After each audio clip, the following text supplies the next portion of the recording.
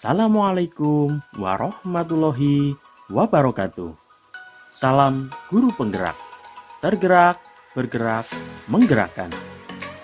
Saya Eka Budi Saputro, calon guru penggerak Angkatan 9 Kabupaten Banjarnegara, kelas 09006 A1, dengan fasilitator Bapak Sundoyo dan pengajar praktik Bapak Supriyanto. Kali ini saya akan memaparkan koneksi antar materi, kesimpulan dan refleksi modul 1.1 dari pemikiran Ki Hajar Dewantara. Menurut Ki Hajar Dewantara, pendidikan dan pengajaran tidaklah sama. Pengajaran adalah bagian dari pendidikan.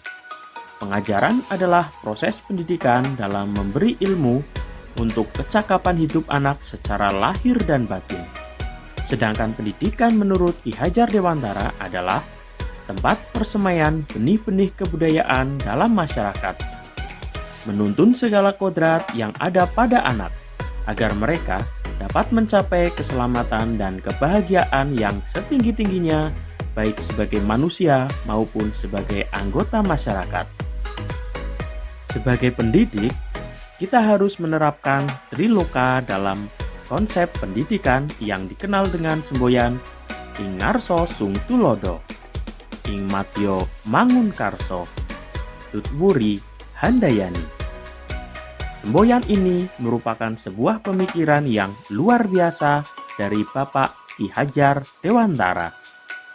Arti dari semboyan tersebut antara lain, di depan memberikan tauladan, di tengah memberikan dorongan, dan di belakang memberikan dukungan.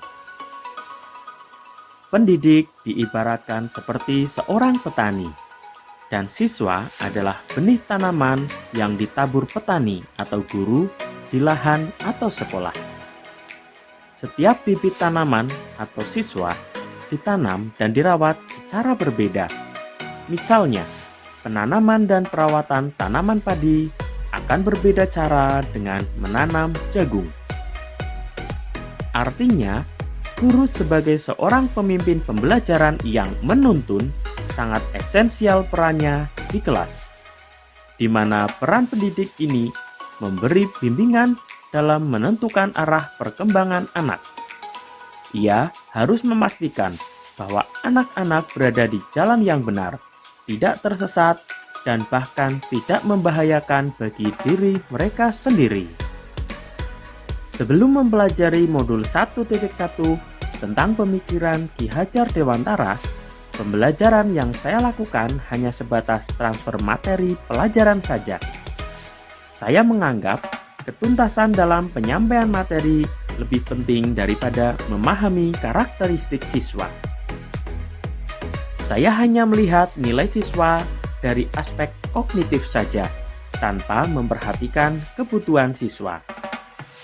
Selain itu, saya pun beranggapan bahwa siswa hanya sebagai objek pembelajaran, sehingga pembelajaran terpusat pada guru atau menggunakan metode teacher center.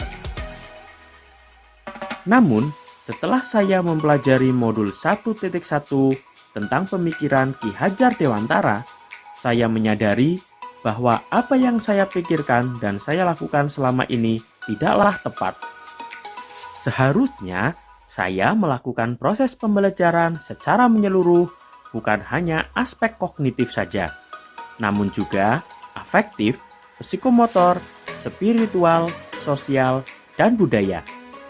Siswa bukan sebagai objek pembelajaran, melainkan subjek pembelajaran. Siswa memiliki kebebasan berekspresi, mengemukakan pendapat, dan berkreasi sesuai dengan metode atau model pembelajaran dan media yang tepat. Guru seharusnya sebagai fasilitator dalam proses pembelajaran. Guru pun harus ikhlas, penuh kesabaran, dengan segala ketulusan hati agar terwujud pembelajaran yang menyenangkan dan berpusat pada siswa. Selain itu, saya harus mempelajari karakteristik siswa karena setiap anak dilahirkan dengan kelebihan dan kekurangannya masing-masing. Saya harus menghargai setiap karakter siswa, diberikan kesempatan untuk mereka tumbuh sesuai dengan kodratnya. Yang dapat segera saya terapkan dalam pembelajaran di kelas antara lain, merancang pembelajaran yang interaktif dan menyenangkan dengan melibatkan siswa sesuai dengan metode student center.